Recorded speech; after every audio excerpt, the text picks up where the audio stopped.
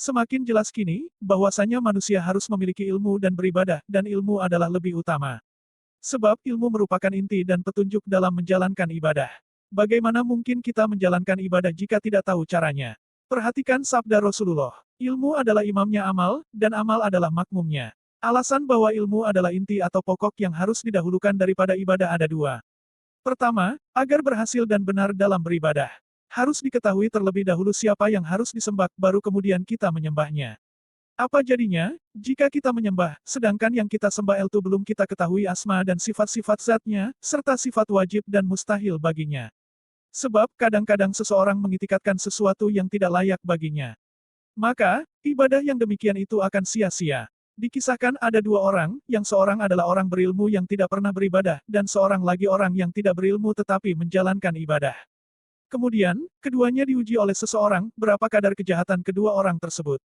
Lantas, si penguji mendatangi keduanya dengan mengenakan pakaian yang megah. Ia berkata kepada orang yang rajin beribadah, "Wahai hambaku, aku telah mengampuni seluruh dosamu. Maka, sekarang kau tidak usah beribadah lagi." Ahli ibadah menjawab, "Oh, itulah yang kuharapkan darimu ya Tuhanku." Ahli ibadah menganggap si penguji sebagai Tuhan, sebab ia tidak mengetahui sifat-sifat Tuhannya.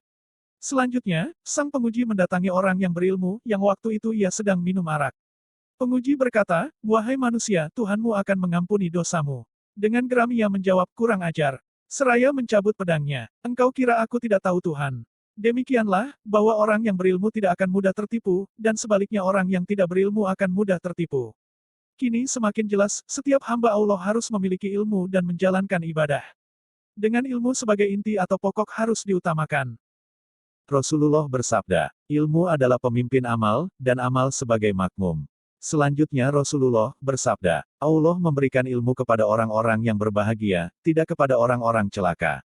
Hadits riwayat Abu Nuaim, Abu Tholib Al-Maki, Al-Khotib, dan Ibnu Qayyim. Itulah sebabnya ilmu merupakan inti, pokok, yang harus didahulukan dan diikuti oleh ibadah. Hal ini berdasar atas, pertama, agar berhasil dalam menjalankan ibadah. Sebab, ibadah tanpa ilmu akan dihinggapi banyak penyakit yang dapat merusaknya. Mengetahui dulu zat yang harus disembah, baru kemudian menyembahnya. Tanpa mengetahui itu dapat menimbulkan su'ul khotimah, mati tidak dengan beriman kepada Allah, dan itu membuat ibadahnya sia-sia belaka. Mengenai hal itu, sudah penyusun terangkan dalam buku Al-Qaul yang terdapat dalam kumpulan buku yang berjudul Ihya Ulumuddin. Sekarang, marilah kita bahas buku Ihya Ulumuddin, guna mengetahui bahaya-bahaya yang dapat ditimbulkan oleh sifat su'ul khotimah, secara ringkas. Kebanyakan orang saleh sangat takut dengan su'ul khotimah. Dan su'ul khotimah itu ada dua tingkatan, yang keduanya sangat besar bahayanya. Kedua tingkatan tersebut adalah, pertama, yaitu hati dan perasaan seseorang ketika sakratul maut segera merenggutnya. Maka, hatinya akan menjadi ragu-ragu dan tidak percaya lagi kepada Allah, hingga ia mati dalam keadaan tidak beriman. Nauzubillah. Dalam hal ini, sifat kufurlah yang menghalangi dirinya dengan Tuhannya, yang akan membuatnya berpaling dari Allah untuk selamanya. Maka, azab yang sangat pedih dan kekal akan menimpanya. Kedua, yaitu seseorang yang ditunggangi oleh kecintaan terhadap urusan duniawi yang tidak ada hubungannya dengan kehidupan akhirat. Misalnya, seseorang sedang membangun rumah, kemudian sakratul maut akan segera menjemputnya. Dalam keadaan seperti itu, ia tidak ingat apa-apa melainkan hanya memikirkan pembuatan rumahnya yang belum selesai.